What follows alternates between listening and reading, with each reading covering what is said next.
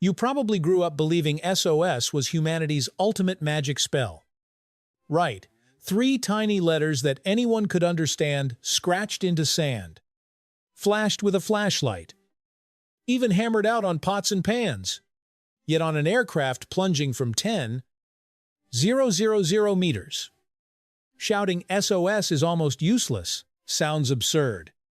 Like calling out your crush's name and getting nothing back but the wind. Here's the thing, SOS feels like a universal cry. But it was born in an era when people communicated through metal tapping. The age of the Titanic, the age of dots and dashes. Then voice radio entered the cockpit. And suddenly a strange physical loophole opened up straight out of a sci-fi movie, and the poor letter S became the first casualty. Hold on tight. Because what you're about to hear might flip everything you thought you knew about how pilots actually call for help. Let's go back to SOS. 3 simple characters. Yet in Morse code they form 3 dots, 3 dashes, 3 dots. Beautiful. Balanced. Easy to tap. It became the logo of desperation. Because when power fails, flames die out, and voices disappear. You can still bang on metal to send it. But when voice radio flooded into aviation, the colors changed. The S in SOS, when spoken aloud, turns into a hissing SSSS, sound a high-frequency whisper, thin as breath on a winter window, clear in a quiet room, but drop it into the roar of jet engines at 70-80 decibels, mixed with the static hiss of aviation radio. And you get a perfect storm that crushes delicate sounds. The S gets swallowed whole, as if someone hit the mute button. A pilot could scream SOS until their lungs gave out, and the receiver might hear nothing but fragments dissolving into noise. And this is where aviation, an industry obsessed with millimeter-level safety, refused to accept a signal that could vanish halfway through the sky. They needed something stronger, thicker, sharper, a word that could pierce radio static like an arrow through fabric. And they found it. A single word you've heard your whole life in action movies, yet probably never questioned why it exists. If SOS is a gentle knock on the door, Mayday is a punch straight through it. The word wasn't chosen because it sounds dramatic, but because its 2 syllables carry immense acoustic weight, M and D. These consonants produce dense, grounded sound waves that linger in the air, more like a stone striking a table than dust floating by. The M pushes air outward with force, while the D snaps the phrase shut with a crisp ending, creating a signal that stands out sharply in radio noise. Picture yourself inside a storm of sound ventilation fans tearing through the cockpit. Radios crackling, alarms screaming non-stop. In that chaos, a soft hiss dies instantly. But Mayday, each syllable lands like a drumbeat. You can't miss it. Air traffic control definitely can't.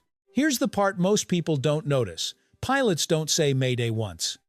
They repeat it 3 times. Mayday, Mayday, Mayday. It might sound theatrical, but it's actually about preventing confusion with everyday phrases. Say this quickly, it may be a nice day. Yeah, it sounds dangerously similar.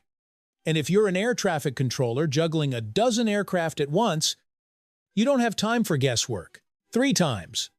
Not for drama, but to signal to the entire system, drop everything.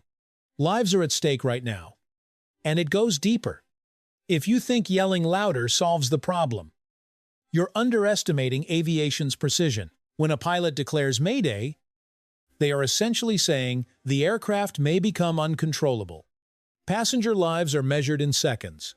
Airspace around them immediately reconfigures. Other aircraft give way. Controllers focus on a single priority. It becomes a full-scale emergency intervention. That's why SOS was pushed out of the sky. It wasn't strong enough, not dense enough, not efficient enough. Mayday, on the other hand, feels almost mechanically engineered. Every syllable has a survival role. M like a hammer, D like a lock. The stretched A gives it the resonance needed to cut through chaos. Tune into aviation radio on a bad weather day, and you'll notice something almost ritualistic. Everyone speaks in strict structure, with steady rhythm, nothing extra, nothing missing. A tiny deviation can mislead hundreds of people. Choosing Mayday wasn't about language. It was about physics, about acoustics, about surviving noise, and of course, like everything in aviation, there's another secret most passengers never hear. A second signal, softer, lighter, yet incredibly important in many dangerous situations. That signal opens another door into the strange world of language in the sky.